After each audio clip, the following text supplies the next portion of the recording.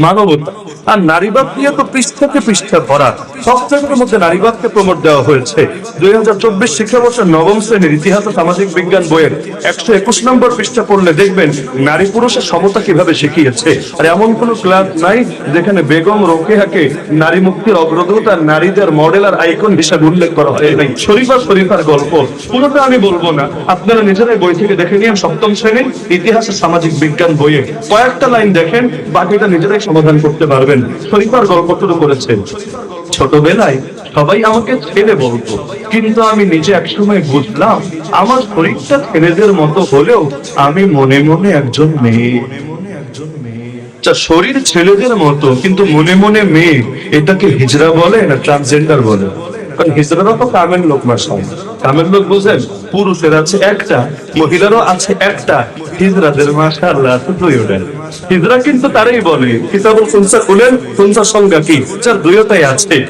দুইটা থাকলেও কোনোটাই কামের না। ও না হতে পারে আব্বা, না হতে পারে আম্মা, জিনিস তো আছে দুইটা, কিন্তু কোনোটাই কামের না। এই যুগের সেকুলার মুসলমানদের মতো আর কি, একদিকে সেকুলারও আর একদিকে নাকি মুসলমানও। কেমনে সম্ভব? তুই কামের ভিতরে আর কি, মা তো আছে দুইটাই, কিন্তু কোনোটাই কামের না। গাধা আর ঘোড়া যদি মিলন করে, একজন আরেকজনের প্রেমে ক্রাশ খেয়ে হাবুডুবু খেয়ে এখন ফিজিক্যাল রিলেশন করে ফেলেছে, এখন কাছে আসার গল্পের অংশ হিসাবে পরবর্তীতে প্রেগন্যান্ট হয়ে গেছে। এখন যে বাচ্চাটা জন্ম নেবে ওটা কিন্তু না ঘোড়া হবে না গাধা হবে। আমাদের মাদ্রাসার ছেলেরা ভালো মতো জানে ওইটা কি হবে, খচ্চর। খচ্চর বললেন না, ওইটা গালি, খচ্চর হবে। আরবিতে বলে বাগলুন। তাহলে গাধা আর ঘোড়া মিলে যেটা হয়েছে, না হতে পেরেছে ঘোড়া, না হতে পেরেছে গাধা। উট পাখিরে বলে তুই মাল নে, বলে আমি তো পাখি, আমি মাল নিবো কিভাবে? বলে তাহলে ওর ডানা মেলে মেলে আকাশে, বলে আমি তো উট, আমি ডানা মেলে মেলে আকাশ উড়বো কিভাবে? না ঘাটকা না ঘাটকা। না হতে পেরেছে কামেল মুসলমান, না হতে পেরেছে কামেল কাফের। তো এখন শরীফার গল্প খাওয়াচ্ছে কেমনে? যে আমার ছেলে, কিন্তু ছেলের দেহে আটকে পড়া সে হলো মেয়ে। আমি মেয়েদের মতো পোশাক পরতে ভালোবাসতাম, কি শখ, কিন্তু বাড়ির কেউ আমাকে পছন্দের পোশাক কিনে দিতে রাজি হতো না। বোনদের সাজবার জিনিস দিয়ে লুকিয়ে লুকিয়ে সাজতাম, ধরা পড়লে বকা ঝকা, এমনকি মারও ধরতো কপালে। মেয়েদের সঙ্গে খেলতেই আমার বেশি ইচ্ছা করতো, খেলতে তো ইচ্ছা করবেই স্বাভাবিক, কিন্তু মেয়েরা আমাকে খেলায় নিতে চাইতো না। ছেলেদের সঙ্গে খেলতে গেলেও তারা আমার কথাবার্তা চালচলন নিয়ে হাসাহাসি করতো। স্কুলের সবাই তারা পুষছি, এমনকি বাড়ির লোকজন আমাকে ভীষণ অবহেলা করতো। তো যাই বলতে বলতে রাস্তায় গিয়ে দেখেছে আমি হলাম তৃতীয় লিঙ্গ। কেমনে? এটা কেমনে সম্ভব রে ভাই? হিজরা তো ভিন্ন জিনিস আর তৃতীয় লিঙ্গ ভিন্ন জিনিস। তৃতীয় লিঙ্গের সঙ্গে তো আমি দিলামই, ওদের দুইটা আছে। হিজরা রাস্তায় তালি বাজায় বাজায়া যারা আপনাদের থেকে তাদের কালেকশন করে, ওদের তো দুইটাই আছে। ট্রান্সজেন্ডার থেকে দুইটা আছে নাকি? ট্রান্সজেন্ডার কয়েক ভাবে হয়, একটা হলো হরমোন পরিবর্তন করে, আর একটা হলো সার্জারি করে। সার্জারি মানে কি? আগে ছিল মেশিন গান, এখন দিয়ে দেবে নতুন করে খুব খনন করে, ব্যাস হয়ে গেল। এখন সে এক জাতি থেকে আরেক জাতিতে। আমাদের সাইমন সাদিব ট্রান্সজেন্ডারের সুন্দর সঙ্গে আবিষ্কার করেছেন, উপরে সালোয়ার ভিতরে তলোয়ার, তার নাম ট্রান্সজেন্ডার। তো যাই হোক, এখন ট্রান্সজেন্ডার কারে বলে, হিজড়া কারে বলে, এখন পাবলিক রে কোন বোতল কোন জিনিস খাওয়াচ্ছে। আবার কামের উদাহরণ দিয়েছে, মডেল সামনে না থাকলে লোক অনুসরণ করবে কিভাবে? আপনার এই সপ্তম শ্রেণীর ইতিহাস সামাজিক বিজ্ঞান বইয়ের 40 নম্বর পৃষ্ঠা দেখেন, 4 জনের ছবি দিয়েছে। একজন হলো জনাব নজরুল ইসলাম ঋতু, ওই যে চেয়ারম্যান হয়েছে ইউনিয়ন পরিষদের। আরেকজন হলো শাম্মীর রানী চৌধুরী, উন্নয়ন কর্মী। আরেকজন হলো জনাব লিনিয়া শাম্মী, আরেকজন জনাব বিপুল বর্মন। এই 4 জনের মধ্যে একজন হইল হিজড়া, বাকি 3টা ট্রান্সজেন্ডার। আমাদের কথা না, মিডিয়ায় তাদেরকে ট্রান্সজেন্ডার হিসেবে উল্লেখ করেছে। তো হিজড়ার উদাহরণ দিতে গিয়ে ট্রান্সজেন্ডারের নাম বললে সন্দেহ আসে নাকি আসে না? এমন কি আমাদের বাচ্চা আছে, সেভেনের বাচ্চাদের মাথার ভুল কতটুকু আমারে বলেন? এমনি তো বয়স্ককালে ভেতরে উথাল পাতাল চলতে থাকে। অনেক পাগলামি মানুষ এমন করে যার জন্য সারা জীবন পস্তাতে হয়। এখন তাদেরকে পর্যন্ত বোঝাচ্ছে লিঙ্গ বৈচিত্র্য জেন্ডারের ধারণা। আল্লাহর কসম, আমরা যখন ওই বয়সে ছিলাম, লিঙ্গ শব্দে এটা মুখে উচ্চারণ করা যায় এটাই তো মাথায় আসতো না। আরে এটা অরুচিকর, এটা কিভাবে মানুষ মুখে উচ্চারণ করে? বাস্তবতা, আমরা ছোটবেলায় এই শব্দ মুখে উচ্চারণ করি, যে আমি বলছি না এত মানুষের সামনে, আমার এখনো লজ্জা লাগছে এই শব্দটা কিভাবে পাবলিক প্লেস উচ্চারণ করে। কিন্তু এই ছোট বাচ্চাদের পড়াচ্ছে। আলোচনা করতে করতে এক সময় হাসনা বললো, আমার মনে হচ্ছে আমরা যে মানুষের শারীরিক গঠন দেখেই কাউকে ছেলে বা মেয়ে বলছি, সেটা হয়তো সবার ক্ষেত্রে সত্যি নয়। মামুন বলছে তাই তো, আমরা শরীফার জীবনের গল্প শুনলাম, যিনি দেখতে ছেলেদের মতো কিন্তু মনে মনে তিনি একজন মেয়ে। তার কাছে এমন একজনের কথা জানলাম যিনি দেখতে মেয়েদের মতো কিন্তু মনে মনে তিনি ছেলে।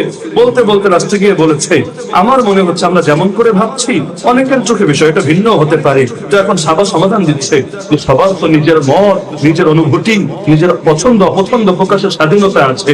খুশি আপা মানে ম্যাডাম ব্যাখ্যা দিচ্ছে, হ্যাঁ যতক্ষণ না তাতে অন্যের কোনো ক্ষতি হচ্ছে ততক্ষণ নিশ্চয়ই আছে। তো এখন আপনি তো বড় বিপদে পড়বেন রে ভাই। বাসে যখন মহিলারা উঠবে না, গিয়ে বলবে ভাইয়া আমার সিট ছাড়েন, এটা নারী সিট।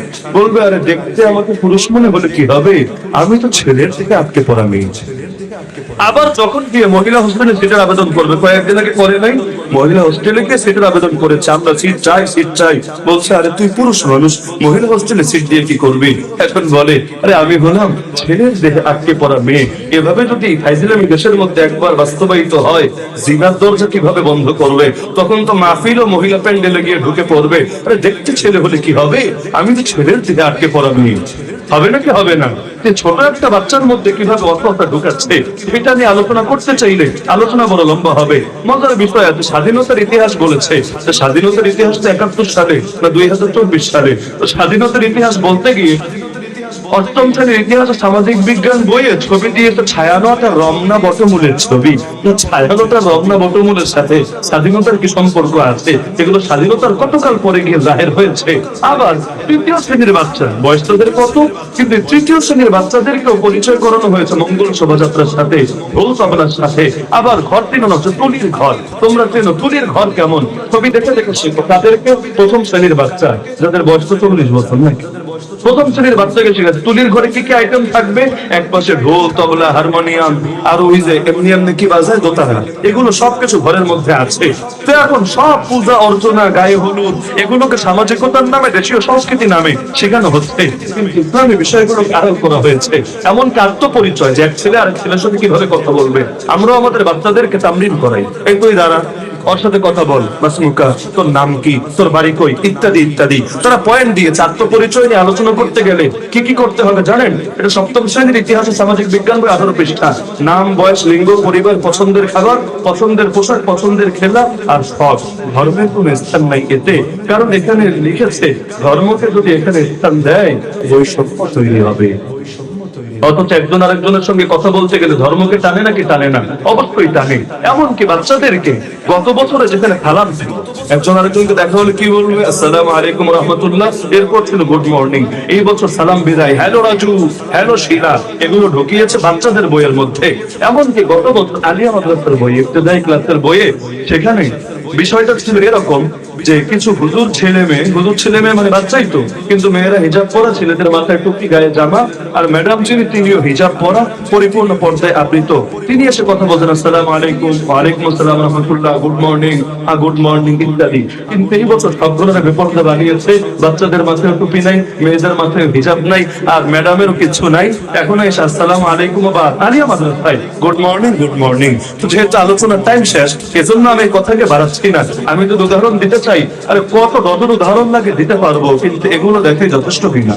যে বলতে চায় লাউ কুতিবা বিল ইবরাতি আলা আমাকিল বাসার লাকানা ইবরাতান লিমান ইয়াতাবার। তো সরকার যদি বলে আমরা জানতাম না, আমরা বুঝতাম না, আর এগুলো সারেরা করেছে, এগুলো ওই চোরেরা ডাকাতেরা ওরা করেছে, তো ঠিক হয় আমরা তো বুঝিয়ে দিলাম, আমরা তো দৃষ্টি আকর্ষণ করলাম।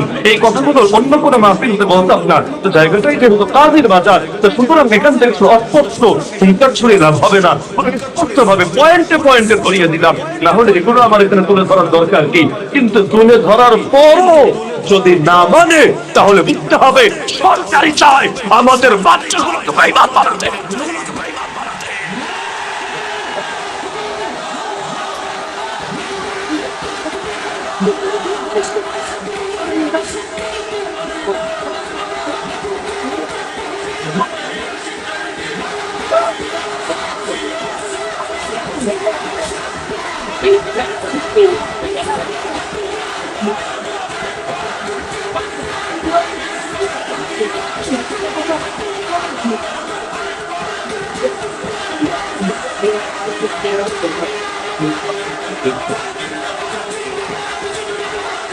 আমরাও যদি ওই এক আবু তালেবের মতো হুঙ্কার শুনতে পারতাম, হুঙ্কারের নমুনা তো বলতে আছে, সিদ্দিক আকবরের হুঙ্কারও তো আছে, আয়াল বসুদ্দিন ও আনা হাই।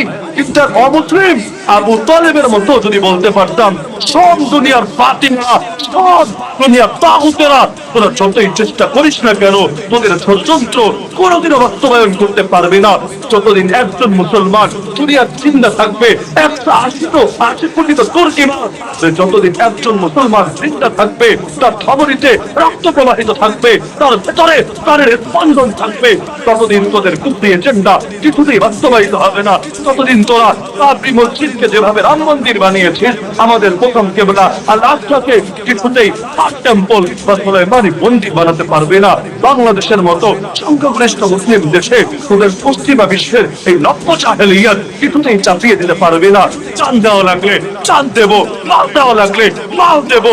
আরে প্রয়োজনে আমার স্ত্রী বিধবা হবে, আমার মায়ের কোল ভারী হবে, আমার বাপের চোখে বদল করবে, আমার সন্তান এতিম হবে, প্রয়োজনে সর্বোচ্চ কোরবান করবো। কিন্তু আল্লাহর কসম, আল্লাহর কসম, আল্লাহর কসম, যতদিন আমরা জিন্দা থাকবো ইসলামকে কিছুতেই মূর্ছা হতে দেব না। ইসলাম রক্ষার জন্য প্রয়োজন জান দেবো, কিন্তু কোনো কিছুর বিনিময়ে ইসলামকে মরতে দেব না, দেব না, দেব না।